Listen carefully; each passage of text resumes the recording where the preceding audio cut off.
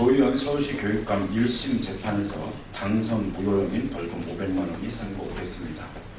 허위사실 유포에 대해 유죄가 인정된 것입니다. 재판 결과에 대한 찬반 여부를 떠나 향후 2심, 최종심 결과를 지켜볼 것입니다. 이번 재판 결과로 진보적인 서울시 교육정책에 영향을 미치는 일이 없기를 바랍니다. 또한 교육감 직선제 자체를 흔드는 일이 있어서는 안 될 것입니다. 홍준표 지사 측근이 증거인멸을 시도했다는 보도가 있었습니다. 관련해서 말씀드리겠습니다. 홍준표 도지사의 측근들이 경남기업 윤모 전 부사장을 만나 홍 지사에게 직접 돈을 건네지는 않았다고 말해달라며 회유하고 압박한 정황이 드러났습니다. 앞에서는 친분도 없다며 잡아떼더니 뒤로는 증거인멸을 시도했던 이원구 총리와 홍준표 도지사의 이중성과 그 못된 버릇은 새누리당의 전매 특허라도 되는 것 같습니다. 홍 지사는 본인을 걱정하는 사람들이 진상을 알아보기 위해 만났다는 참으로 궁색한 해명을 내놓았습니다. 지금 그걸 국민에게 믿으라고 내놓는 말입니까? 책임나기 짝이 없습니다.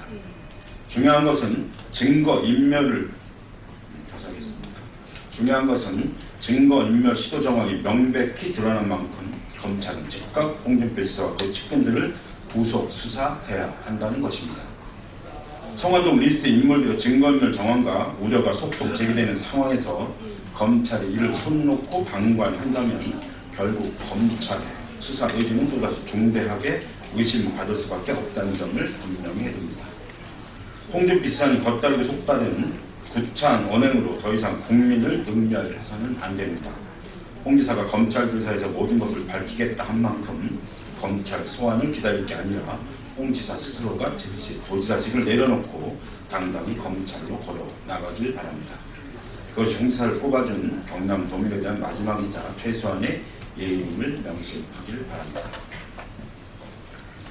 감사원이 경남특혜 의혹과 관련된 감사 결과를 발표했는데 관련해서 말씀드리겠습니다. 감사원이 경남기업 워크아웃에 대해 금융감독원이 부당한 압력을 행사했다는 감사 결과를 발표했습니다. 성완종 전 회장이 의원 시절부터 2014년 10월부터 2014년 2월까지 진행된 경남기업 3차 워크아웃 당시 금감원은 무상감자 없는 출자 전환을 요구했다는 것입니다. 구조조정을 할 때는 출자 전환이 이루어진 뒤에 무상감자를 하는 것이 원칙이지만 금감원이 이를 어겼다는 것입니다. 큰 힘을 가진 감독기관이 무리한 일을 저질렀을 때는 더 큰 힘의 작용이 있었다고 생각할 수밖에 없습니다. 뒷배가 의심되는 상황입니다.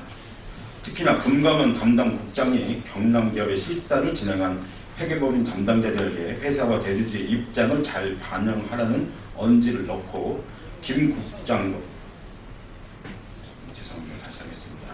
특히나 금감원 담당 국장은 경남기업의 실사를 진행한 회계법인 담당자들에게 회사와 대주주의 입장을 잘 반영하라는 언지를 넣고 김 전 국장과 담당 팀장은 채권자인 은행 부행장 등에게 무상감자 없는 출자 전환을 하도록 압력을 넣었다는 것입니다.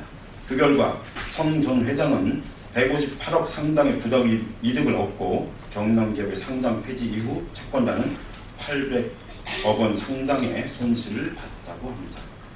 더구나 채권자는 워크아웃 개시 이후 6,300억 원을 경남기업에게 지원했다는 사실은 의혹을 더더욱 증폭시킵니다.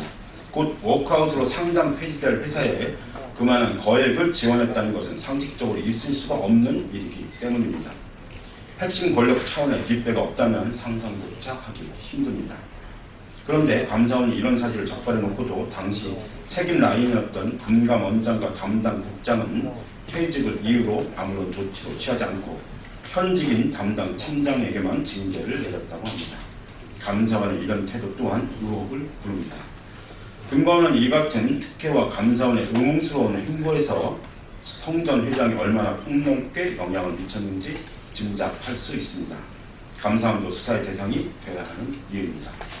지금 성 전 회장의 쪽지에서 드러난 8명이 끝이라고 생각하는 국민은 아무도 없습니다. 지금 권력 집단에서 전방위적으로 드러나고 있는 부정의 그림자들을 철저히 파헤쳐야 할 것입니다.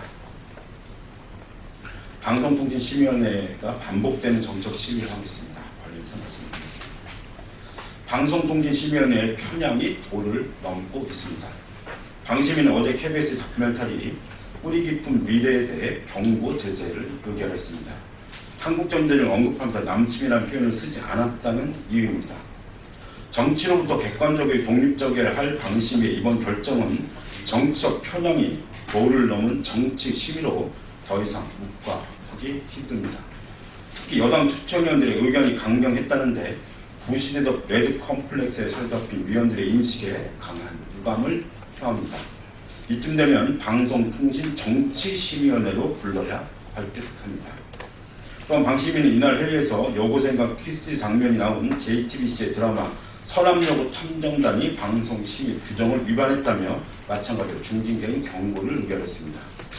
이런 결정은 방심위가 역사의식뿐 아니라 인권의식에서도 한심한 수준을 보이고 있다는 것을 반증하는 것입니다.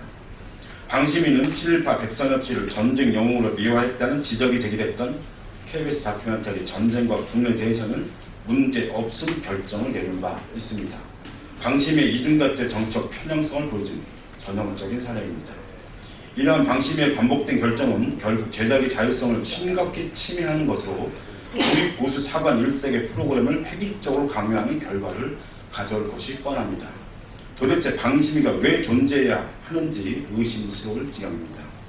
방심위는 이번 결정을 처리하고 즉각 독립적이고 객관적인 심의 대책을 내놓아야 할 것입니다. 감사합니다.